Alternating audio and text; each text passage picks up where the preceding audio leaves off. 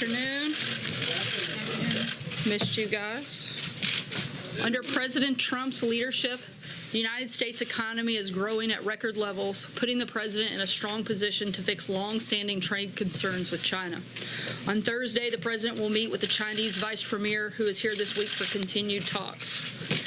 President Trump is committed to achieving greater market access for U.S. exports and better treatment for our farmers, ranchers, and businesses. Fair and reciprocal trade with China will boost long-term economic growth, not only in the United States, but globally. As the president said last week, the United States proudly stands with the people of Venezuela, who have courageously spoken out against the corrupt and illegitimate regime of Nicolas Maduro. Maduro must do what's right and allow for free, fair, and credible elections in accordance with democratic principles. To speak more about U.S. policy towards Venezuela and to take your questions, I'd like to welcome to the podium National Security Advisor, Ambassador John Bolton, Secretary of the Treasury, Steven Mnuchin, and Director of the National Economic Council, Larry Kudlow. And after that, I will be up to take other questions of the day. Thanks, guys. Thank you very much, Sarah. As you know, on January the 23rd, President Trump officially recognized the president of the Venezuelan National Assembly, Juan Guaido, as the interim president of Venezuela. Venezuela's National Assembly invoked Article 233 of the country's constitution to declare Nicolas Maduro illegitimate. This action was a statement that the people of Venezuela have had enough of oppression, corruption, and economic hardship. Since then, 21 other governments in the region and across the world have joined the United States in recognizing Guaido as Venezuela's interim president. Today, and I'll turn the podium over to Steven Mnuchin for this purpose, we're going to announce sanctions against Petróleos de Venezuela, Sociedad Anónima, or PDVSA, as it's known by its Spanish acronym, the state-owned oil monopoly. We have continued to expose the corruption of Maduro and his cronies, and today's action ensures they can no longer loot the assets of the Venezuelan people. We expect, and Secretary Mnuchin will go into this in more detail, that today's measure totals $7 billion in assets blocked today, plus over $11 billion in lost export proceeds over the next year. We also today call on the Venezuelan military and security forces to accept the peaceful, democratic, and constitutional transfer of power. And to a certain extent, this has already begun. We have seen Venezuelan official and military personnel heeding this call. The Venezuelan defense attaché here in Washington recognized President Guaido a few days ago, and just within the past hours, the first consul of Venezuela's consulate in Miami, Scarlett Salazar, has also declared for interim President Guaido. I call on all responsible nations to recognize interim President Guaido immediately. Maduro has made clear he will not recognize Guaido or call for new elections. Now is the time to stand for democracy and prosperity in Venezuela. I reiterate that the United States will hold Venezuelan security forces responsible for the safety of all U.S. diplomatic personnel, the National Assembly, and President Guaido.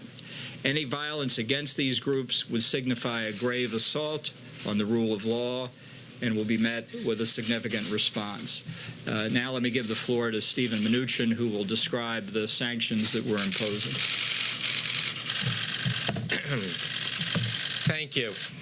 Today, Treasury took action against Venezuela's state-owned oil company, PDVSA, to help prevent the further diversion of Venezuela's assets by former President Maduro.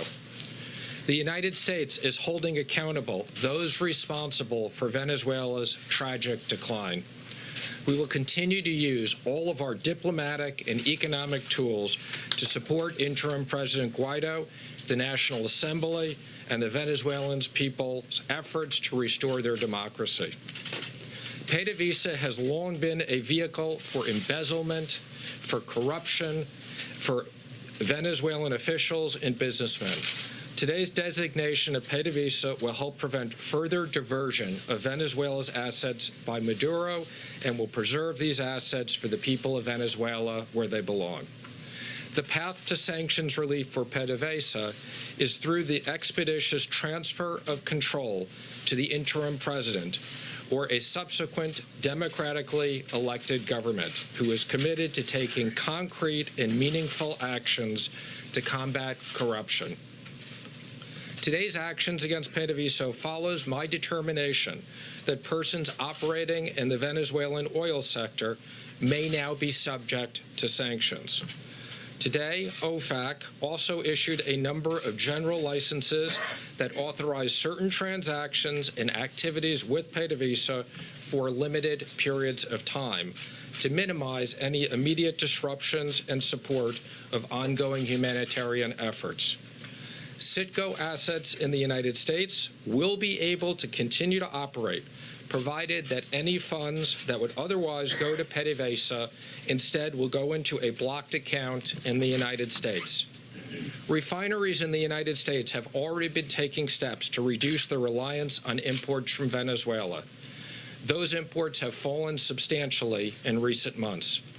We have also issued general licenses to ensure that certain European and Caribbean countries can make an orderly transition. We continue to call on all of our allies and partners to join the United States in recognizing interim President Guaido and blocking Maduro from being able to access PDVSA funds. Thank you with that, and I'd be happy to answer some questions. Ambassador Bolton, if I could, you mentioned the word significant response. How do you define significant response? Well, we're not going to define it because we want the Venezuelan security forces to know how strongly we think that President Guaido, the National Assembly, the opposition, and most importantly, American personnel are not harmed. This is an unequivocal statement on our part. Is there any circumstance under which American forces would get involved? Look, the President has made it very clear on this matter that all options are on the table. Thank you, Mr. Secretary. You explained that there are some actions being taken here to mitigate some of the impact on the U.S. oil market. Can you walk us through those and explain how U.S. oil imports from Venezuela will be affected, what's going to happen with the money, and where you think that is going to have some impact on the oil market globally?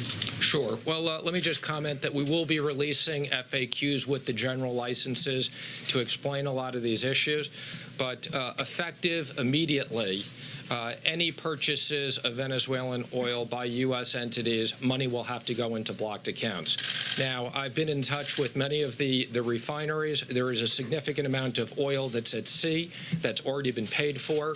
That oil will continue to come to the United States. If the people in Venezuela want to continue to sell us oil, as long as that money goes into blocked accounts, we'll continue to take it. Otherwise, we will not be buying it. And again, we have issued general licenses, so the refineries in the United States can continue to operate. So I expect in the short term very modest impacts on the U.S. refineries. We've been working with them closely on these issues. Did you walk the U.S. oil industry through what's going to happen here in advance, or are they hearing about this for the first time right now? They're hearing about this now, but I generally say we made a press release recently. I think we've indicated certain things, so we had not disclosed to anybody these sanctions in advance, but I think a lot of people have been preparing for this over the last month. With the blocked accounts, what would be the mechanism and what would be the timeline if there is this peaceful transfer of government? How would the money go from the blocked accounts back? And would be Juan Guaido would be the operating person to take it back and receive it back if he's put into power? What's the mechanism? So let me just comment that in general, okay, as we've said in the past, the purpose of sanctions is to change behavior. So when there is a recognition that PDVSA is the property of the rightful rulers, the rightful leaders, president, then indeed that money will be available to Guaido. We will be working with them on the money in the blocked account and whether that can be used for them. Could you explain to the country what the strategic interests of the United States are in Venezuela now and its immediate future? What's at stake for us, and why this significant response held in abeyance if this transfer of government isn't achieved? Well, we think stability and democracy in Venezuela are in the direct national interest of the United States. Right now, under the Chavez-Maduro government, civil society in Venezuela is disintegrating. The economy is in a state of collapse. Something in the range of 3 to 4 million refugees have already fled the country for neighboring countries in the United States. And the authoritarian regime of Chavez and Maduro has allowed penetration by adversaries of the United States, not least of which is Cuba. Some call the country now Cubazuela, reflecting the grip that Cuba's military and security forces have on the Maduro regime. We think that's a strategic, significant threat to the United States, and there are others as well, including Iran's interest in Venezuelans' uranium deposits. Yeah, and let me just comment. This is a country that is very rich in oil resources. There's no reason why these resources shouldn't be used for the economic benefit of the people there. There's no reason for the poverty and the starvation and the humanitarian crisis. Can I ask both of you, the United States has talked a lot about a potential embargo on sales of oil and also stopping selling of oil products to Venezuela. Why haven't those been considered yet? So there will be, as part of this, limitations on selling oil products as part of the sanctions. As regards to an embargo, we're not going to make any comment on that today. We don't comment on future actions. Thank you, Mr. Secretary. Mr. Maduro seemed to anticipate the actions that you've announced today in the briefing room. He warned that Citgo is the property of the Venezuelan state, and he further said that we are the only ones who can decide its fate. What is your response to Mr. Maduro? Again, it's the property of the Venezuelan people and the proper and rightful leaders of the country. So we agree with that. He's not the proper leader of the country at this time. And I've said these are valuable assets that we are protecting for the benefit of the Venezuelan people. If I can hone in on the question about the impact on the markets. Eamon asked you about refineries. You said it'll have a modest impact. What do American drivers need to know about the possible impact of the price at the pump, if any at all? Well, first, let me say, there's been a big reduction in the overall price of oil. And particularly since we instituted the Iran sanctions, I think, we've been very careful in making sure that these costs don't impact the American consumer. Gas prices are almost as low as they've been in a very long period of time. These refineries impact a specific part of the country, and I think, as you've said, we're very comfortable that they have enough supply that we don't expect any big impact in the short term. Do you feel that fact emboldens your position, or do you feel the United States is able to take these measures as a result of the low gas prices or low oil prices on the whole, and does that increase the United States' leverage in this debate? I would just say we are very determined, whether it's in the case of Iran or it's the case in here, to use sanctions, to use them in the right way. And we're very comfortable that we've coordinated with the Department of Energy and other people on this mechanism. Yep. Thank you, Mr. Secretary. There have been reports that there are an estimated 25,000 Cuban troops in Venezuela, troops or secret police, which is a clear violation of the OAS Charter, Chapter 4, Article 21, about troops of another country in a sovereign nation. Will the United States raise a complaint, if nothing else, with the Havana regime about troops in Venezuela? As you know, Secretary of State Pompeo addressed the OAS General Assembly a few days ago. We expect other meetings of the OAS on this and related subjects in the coming days because, as both Secretary Mnuchin and I have said, we know what the legitimate government of Venezuela is. And it's our mission now to make a full reality in Venezuela what the people of Venezuela themselves want. Do you have confirmation of that number? That's correct. We have you in the room here, if you don't mind me turning your attention to the talks that'll take place at the end of this week. The statement was put out just before you came out here, the talks with China. In your opinion, where does all of that stand right now? Are you comfortable with progress that's been made in the last couple of weeks, Larry Kudlow has said that the talks over the next couple of days will be determinative. Is that your assessment as well? I think we've had very productive conversations going back between the meeting between the two presidents, which was a very important time. I think we sent a team over to Beijing. There were very significant discussions for that period of time. We've had conversations since then. Ambassador Lighthizer and I are looking forward to the 2-day of talks. President Trump is going to meet with Vice Premier Liu He at the end of those. Now, let me just remind people, we do have another 30 days after this, so my expectation is that we'll make significant progress at these meetings, but I would just emphasize these are complicated issues. We have a timeline of how we've mapped out the 90 days. How much progress has been made in the last month, if you can sort of characterize it? Again, I would just comment that I think there's been significant movement, and we're working through what are still very complicated issues. Mr. Secretary, I want to go back to gas prices. Can you qualify and quantify? I understand that you're saying the gas prices are low now, but in the midst of this, with all of this that's happening with Venezuela, how long do you believe that the gas prices will move up to a modest impact on the oil industry? And can you quantify by how much? By cents, by tens of cents, or even by dollars? I mean, what is the modest impact that you're expecting? Well, let me comment that in general, I've said this before, markets are not always efficient. They move in different directions, so I want to be careful in not speculating on markets. I mean, I think kind of oil went up a lot right before the Iran sanctions. We were surprised that it went up so much. I think, President Trump had been on the phone with many world leaders and making sure there was ample supply. Prices came down. The U.S. is a big exporter of oil, so there's a balance here. But I think where oil prices are now reflect the supply and demand in the market. And as I've said, we're dealing with Venezuelan oil that is a rather modest part of our overall supply. Again, we're a net exporter of energy.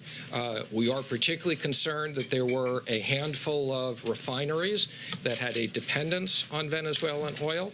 I think they read the tea leaves. They reduced that dependence significantly along the way. Most of them have in the neighborhood of 10% or less of their dependent on Venezuelan oil. So I don't expect that people will see an impact on the gas pumps. Are you talking about sweet or sour crude from Venezuela? Sweet or sour crude? Again, I'm not going to get into all the specifics of the different oil markets, but let me just say that most of these refineries, this is about 10% or less.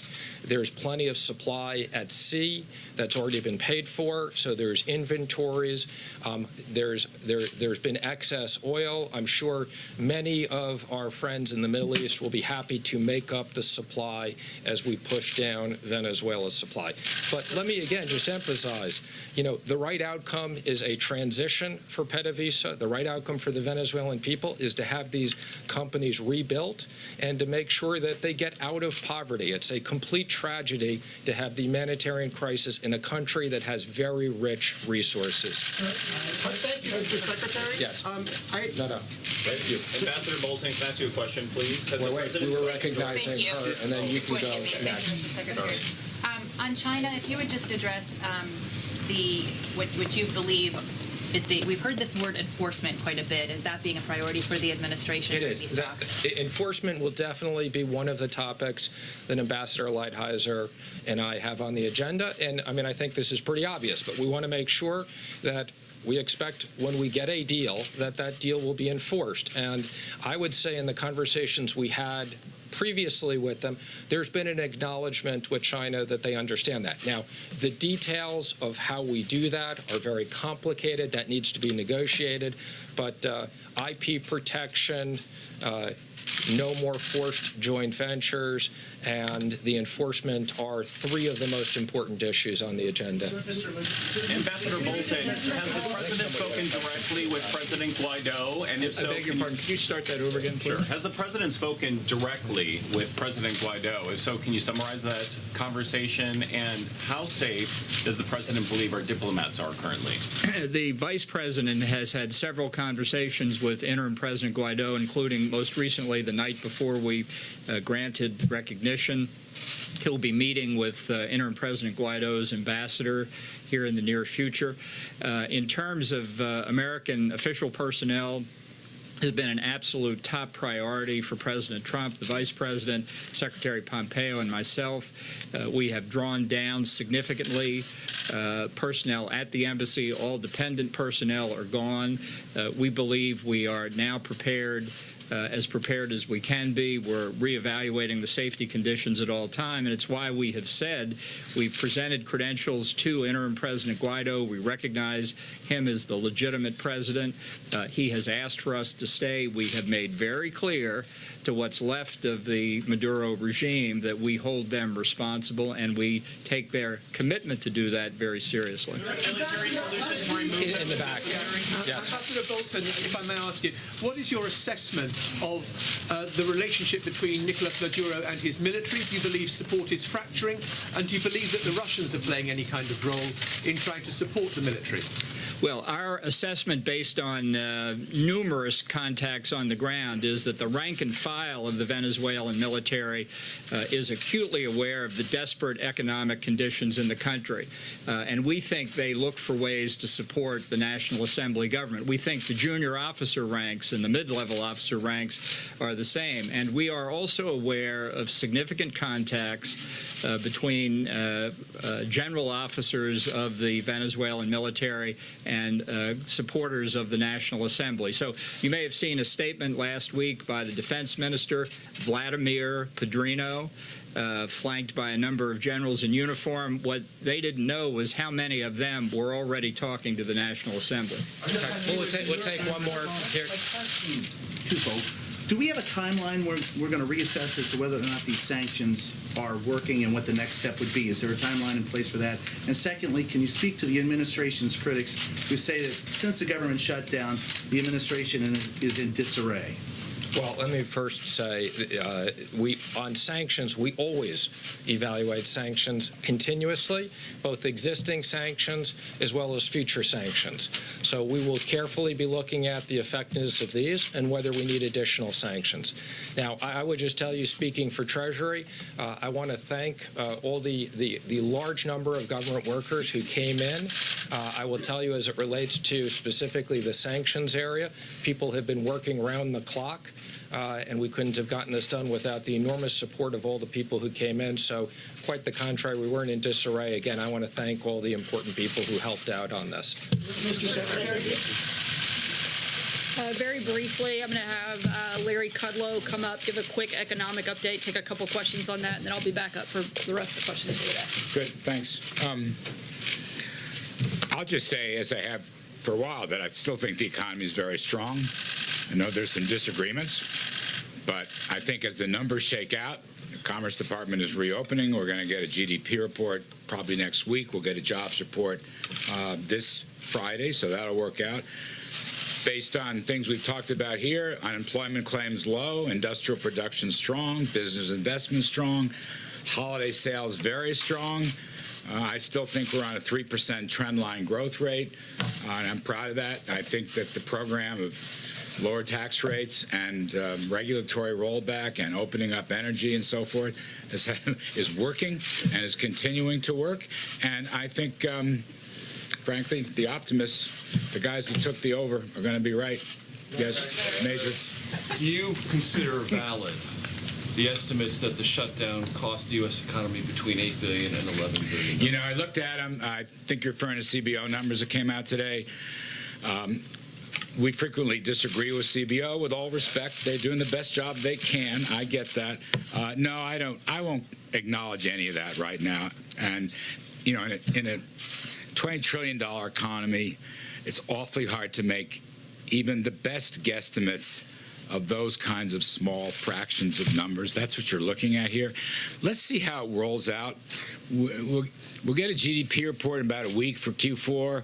It'll take longer for the first quarter. As I've said many times, I think you have just a whole bunch of very temporary factors. And now that the government is reopened, the switch goes right back on. There's certainly no permanent damage to the economy. Larry. So I just, again, with the greatest of respect to my friends at CBO who often disagree with us and do not acknowledge the importance of our pro-growth tax cuts, just to put an editorial in, no, I don't really agree. Sorry. Can I follow up and just say, from your economic perspective, how disruptive was this? Not at all? Look, the hardships for individuals was always the key problem here, in my judgment. And as Steve Mnuchin said and others, I'm glad we're back to work. I'm glad all the federal employees, I'm glad all the people furloughed, TSA, you can go right down the line. I think those individual hardships were the biggest issue, and I think everybody's glad we can reopen and put folks back to work. Regarding the macroeconomy, Major, I don't think it was a factor.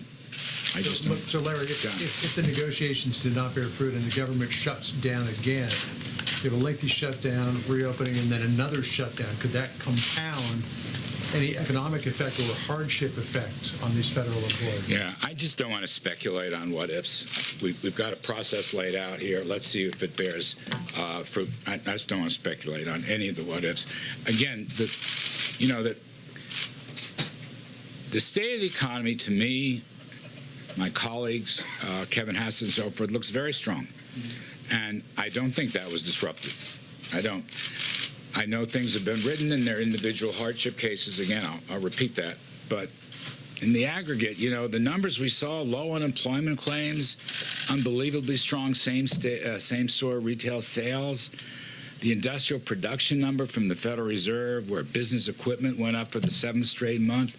Just a scattered look at all those kinds of data points suggests to us that we're still in a very strong mode right now. And I use the 3% as our longer term view, but I also think it's going to pan out in the short run. So we will see. Yes. The Chinese talks this week, is it possible we'll see the framework for a deal emerge? I don't want to say anything on that. Secretary Mnuchin's correct. I don't want to make any predictions on that. These are very difficult, very, very important. The only comment I'll make is, and I've said this before, the scope of these talks will be the broadest and deepest in U.S.-China history. We've never had anything this comprehensive, and I regard that as a big plus. How these things are worked out, we'll have to wait and see. The president has expressed some, I would say, guarded optimism about the talks. Li Yuhe is coming with his top people, and that's very important, and our top people will be negotiating. But it's encouraging to me that everything is on the table. I know that's a cliche in other areas, but in trade talks it is too. Having said that, I do want to reiterate, I don't recall whose point it was, enforcement issues will be very important. And I know Ambassador Lighthizer has said that, and it's a key part of this discussion. Yes. Yes, sir. Do you favor government contractors who are furloughed also getting back pay? I'm not sure how. Some of them do. I think the defense-related ones will, but I'm not sure. I'm not an expert on that. I'd have to go and check that. I'd have to take a look at the scope of it. I honestly don't know. Yes. Hey, Larry, and I want to get back to the CBO because they also looked at projections over the next decade, in which they said the deficit for fiscal year 19 is going to be roughly $900 billion, starting in 2022, $1 trillion year after year after year after that. 2029, 93% debt to GDP, and they say it is simply unsustainable, the path that we're on. Does the White House agree with that? And if it is unsustainable, is the White House planning to do anything to change it? We have a fundamental disagreement with that agency regarding the growth outlook. Economic growth is the single biggest factor in compiling any of these numbers. So they have had a very low growth estimate in response to Trump policies on taxes and deregulation, and we've had a much higher one. About a 1 percentage point differential, more or less. We're at 3, they're at 2, more or less. So the differential over 10 years is very significant. It could be as much as $3.5 trillion in deficit reduction if we are right. All I'm saying is that in the first 2 years of the Trump administration, our view has essentially been correct, and their pessimistic view has essentially not been correct. Now, again, I'm not here to rail on against CBO. They have a point of view. We have a different point of view. They're professionals, and I respect that. But that's the single biggest difference. Now, I would say one other matter. We anticipate a very strong, tough budget coming out to hold down spending. The President has talked about this. At least 5% reduction in the non-defense accounts across the board, and I think that's going to help. And then finally, my own view has always been economic growth is absolutely essential to reducing the deficit share of GDP, which is the burden on the economy. And if you look at our numbers, which are moving somewhat but not enormously, we anticipate a much lower deficit share of GDP. And that's probably another reason we disagree. Thank you, Larry. Today, both Caterpillar and NVIDIA said that a slowdown in demand in China is negatively impacting their businesses. Is the administration at all worried that it's putting too much pressure on the Chinese economy and that it could boomerang and negatively impact the U.S. economy? That is, a slowdown there could spread to a slowdown here? Well, look, we're the kind of trade openings that we're talking about and other structural factors are all pro-growth. Every one of them. If the trade negotiations, turn out positively, insofar as lower barriers, let's say, and much better treatment of private property rights, and as Steve Mnuchin said before, very important, ending the forced transfer of technology, things like that. Look, we will export. I believe this strongly. United States, give our people the chance to sell to China. We will export a ton. Our export sales will roar, and it'll be much greater if they open their markets.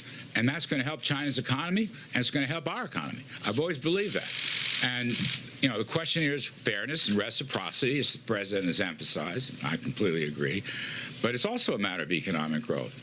Lower barriers. United States, my judgment, is the most competitive economy in the world today. We are the hottest economy and the most competitive economy. I think the Davos survey just pushed us back to the #1 spot. We're proud of that. So the China talks, what's at stake here, I think, is the possibility of spreading prosperity, frankly, in both countries, all right, along with the need to make, legal reforms and reciprocal reforms. We got time for one more? Yes. You talked a moment ago about hardships people felt during the shutdown. Yes. So if at the end of 3 weeks, by February 14th or February 15th, if there is no deal, will you counsel the president not to shut the government down again? I just don't want to make any comments on that. We will see what happens. As I said before, there is a process. See if it works. Not my place to say that. Thank you. Appreciate it very much. Thank you. Tough group to follow, but I will give it my best shot. John, go ahead. Thank you, Sarah. Is the president really willing to go through another shutdown if he can't get any money out of the Democrats for the border wall?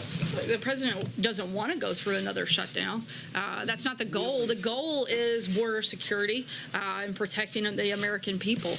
Ideally, Democrats would take these next 3 weeks to negotiate in good faith, as they've indicated that they would, and come up with a deal that makes sense, that actually fixes the problem, so we don't have to go through that process. But what does he say to those like Republican Rob Portman and others who say that a shutdown should be taken off the table? In fact, to pass a law that basically says that shutdown can never be an option in the future. Would the president support that?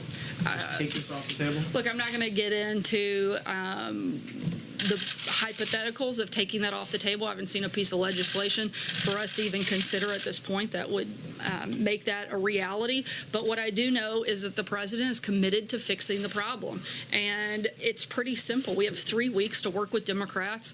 As the president's indicated on a number of occasions, they could get this done in 15 minutes. We agree on the fundamentals that border security is important. We agree on the fact that there is a problem and we should do something about it. So let's spend some time over the next 3 weeks. Let's get it done. The president's opened the government on the basis that Democrats have signaled to us that they're willing to actually get serious about a real deal and get serious about fixing the problem at the border, including funding for a border wall. Steve? The president's proposals for protecting the Dreamer children, some of the other concessions he made in his immigration speech, are those still on the table?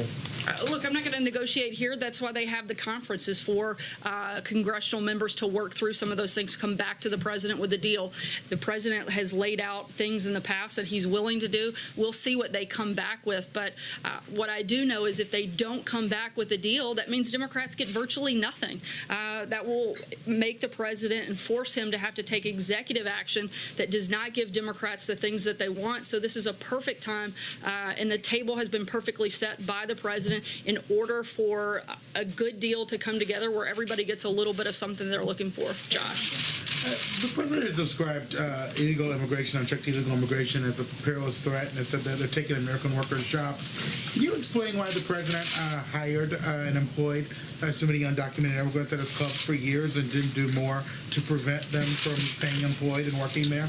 Look, I can't get into specifics about the president's organization outside of the White House. I'm only allowed to speak on behalf of the president in his official capacity.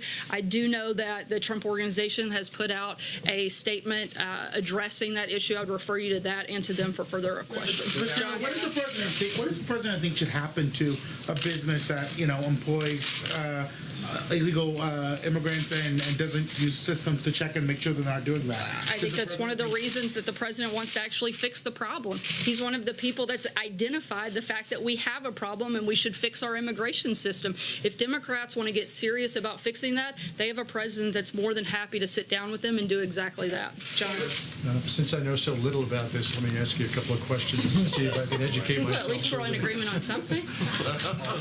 Senator Joe Manchin. Senator Joe Manchin said yesterday that if the president were to move further on DACA and offer at least a path to status, if not a path to citizenship, he'd likely get more Democrats to come to his idea about the need for a border barrier.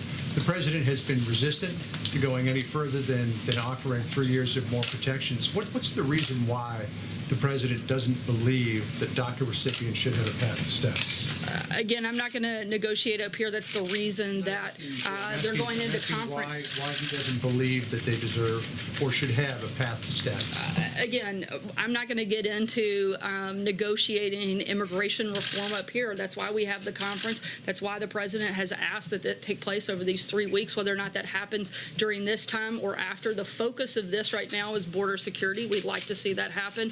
And the president would love to deal with the overall problem of illegal immigration, fixing a number of the loopholes that would prevent some of those things from happening so that we can move forward with a system that actually works and functions. Sarah. And congratulations and welcome back. Thank you. You look more well-rested than you should, but go ahead. What is the White House going to have a representative in these meetings, the conference committee on the health? I'm not aware of a specific White House attendee that would participate. Certainly will be engaged with members across the board, both those that are part of the conference as well as the back and forth that will take place before and after. What's your data point here? But we'll keep you posted when White House is in attendance. Okay. And what's your data point here on the idea that Democrats are ready to, as you say, get serious about immigration reform?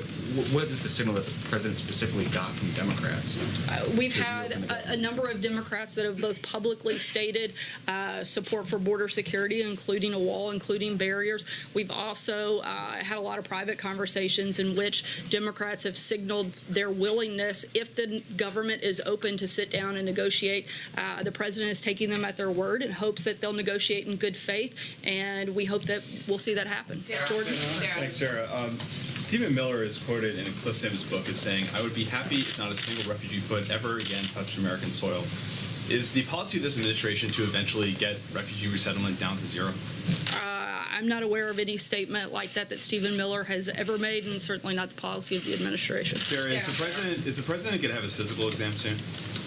The president will, as always, undergo a yearly physical exam. We'll keep you posted on the date and time when that happens. April? Sarah, 2 questions. One, I want to go back to what Darlene asked, Larry Kudlow, and I'm going to ask in a different way.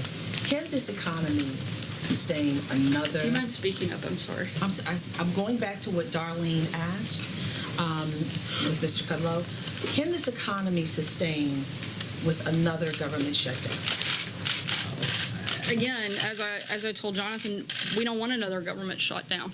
We want a deal that actually addresses border security. It seems like it should be so simple. We're all in agreement that we need it.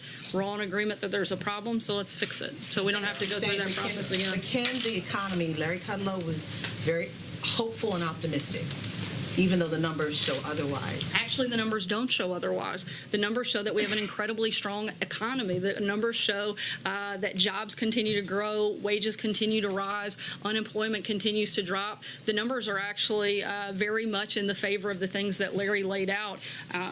Again, do we want another shutdown? No, but the president and his team have focused on long-term economic stability, long-term economic fundamentals, and we think that if we had to, we could sustain that, but certainly we don't want to. That's not the goal. Go ahead. So there are several people that are now indicted that have some kind of connection to either the campaign or the president. Have these people tried to make contact with the president via their mutual friends? I'm not aware of any contact from those individuals. John? Thanks a lot, Sarah. On the State of the Union address, it was supposed to take place tomorrow night. I know that House Speaker Pelosi said that she would extend an invitation to the president once the government has reopened. It's reopened. Has she extended an invitation to the president? Do you believe, Sarah, that she's acting in good faith in this regard? I certainly don't think she acted in good faith on the front end, considering she cited security concerns that didn't exist, but we're certainly hopeful that moving forward in the future that she will. The president, as he always does, looks forward to addressing the American people, and we'll do that as soon as that invitation is received. Francesca? Sorry, go ahead. If I could, Sarah, do you expect her to extend an invitation to the president in the course of this 3-week window while negotiations are ongoing? That's a better question for Speaker Pelosi. Francesca. Thank you, Sarah. You're not exactly ruling out another shutdown, and many federal workers who came back today are concerned that there could be another shutdown. What's your advice or message to them in this 3 weeks? Should they be saving their money? Should they be concerned that they might not get another paycheck so soon? My advice would be to call your Democrat members of Congress and ask them to fix the problem so that we don't have to continue having this process and so that we actually secure the border and protect American citizens. On the same subject, Sarah, the president tweeted over the weekend and said that he made no concessions whatsoever, but influential conservatives are saying that he has made concessions in this because he originally said that he would not sign any legislation that did not include money for the border wall, and then he went ahead and did that. And granted, it only keeps the government open for the next 3 weeks. He said he wouldn't do that either. And so how can the president say that he made absolutely no concessions to Democrats on this legislation?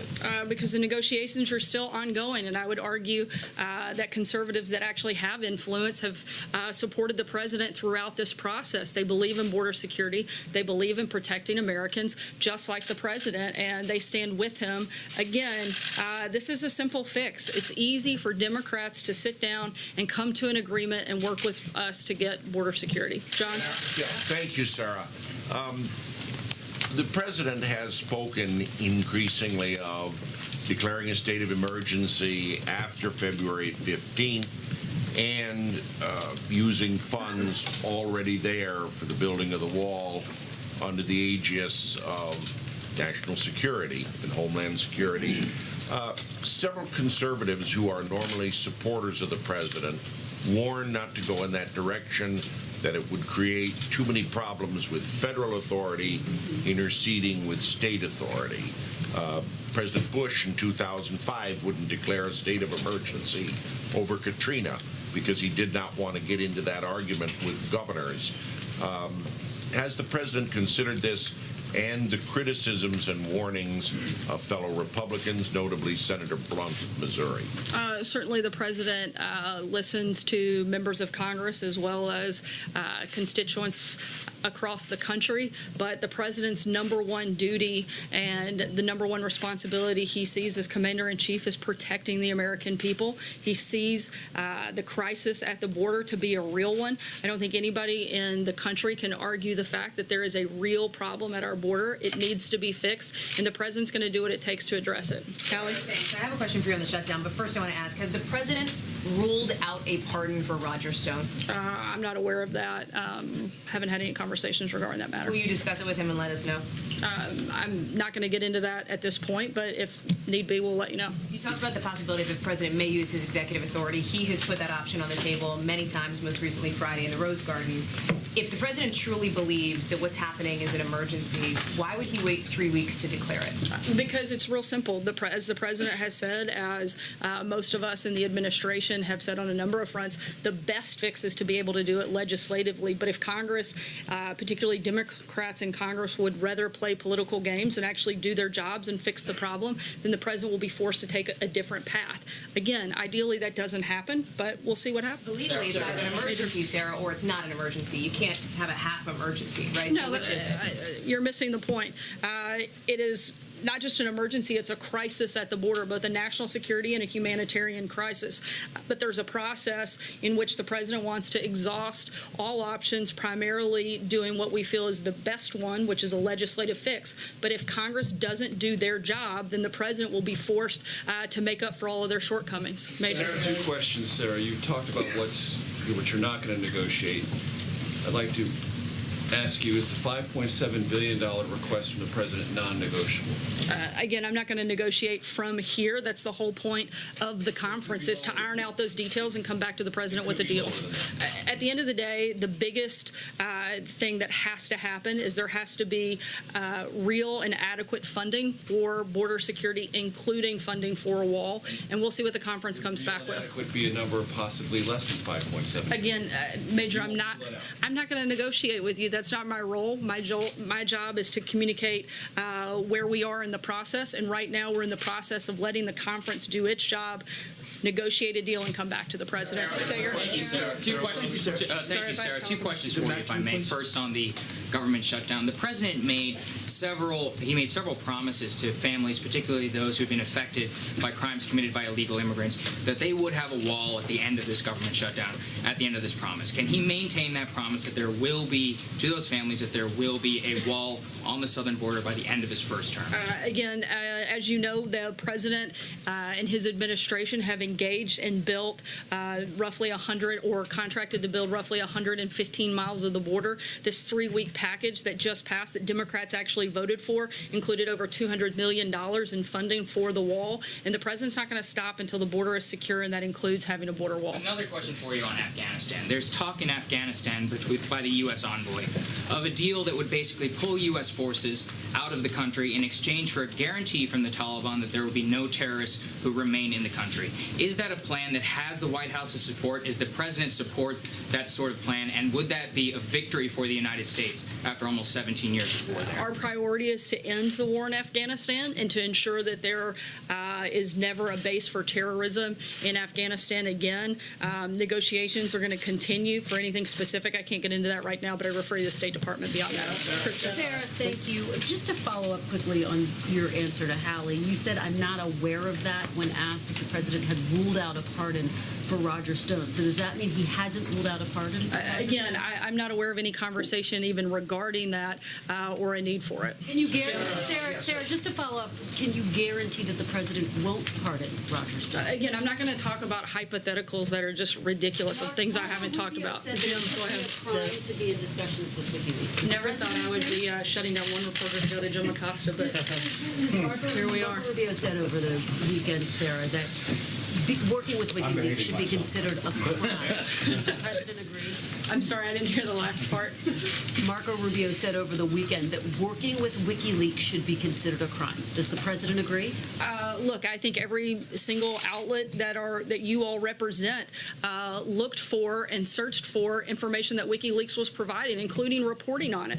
So I think there's a responsibility by members of the media.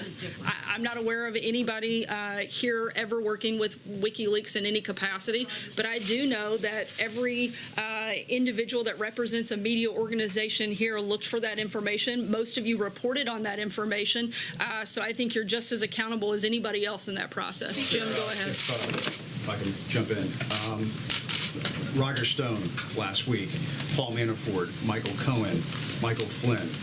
Are you concerned, is the president concerned, that as more and more of his associates, former aides, are brought into this investigation, are indicted, plead guilty in this investigation, that this presidency is in danger? Not at all. In fact, I think nothing could be further from the truth. The more that this goes on, the more and more we see that none of these things have anything to do with the president. In Roger Stone's case, the charges of that indictment have literally nothing to do with the president and have to do with his communications with Congress. So, in fact, I think the further we get into the process, the more and more we see that this has nothing to do with President Trump. Follow up on that, if I may. Can you assure the American people that during these conversations that Roger Stone had with WikiLeaks and individuals who were tied to the dumping of that material, that at no time the president had any interactions with Roger Stone, that nobody close to the president had interactions with Roger Stone who may have told the president what was going on in those conversations? All of this, when it comes to Roger Stone, is a complete surprise to the president. He didn't know about any of this. Is that what you're saying?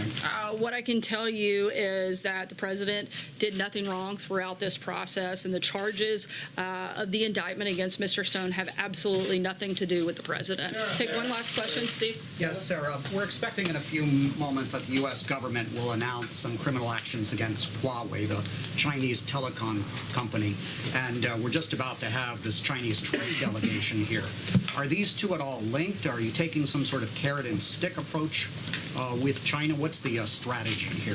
No, those two things are not linked. They're a totally separate process. The negotiations on the trade front will continue to be ongoing, and I believe on that other question and thing that you mentioned may be coming, I believe they're waiting on me to finish so that they can do that. So with that, I will say good afternoon. We'll see you next time. Thanks, guys. Good to see you.